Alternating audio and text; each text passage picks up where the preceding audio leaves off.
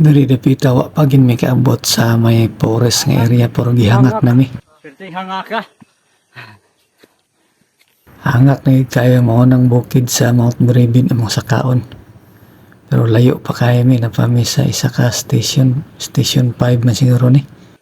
Ang mga station dahil diri kay kanina mga tindahan o pahulayan. Munang gitawag na lag station. Station re. Sige taglingkod ani. Wow. Mount Apo bebe. Tabunan man. Tabunan. O nagpakita. Yan. Mount Apo na itabon.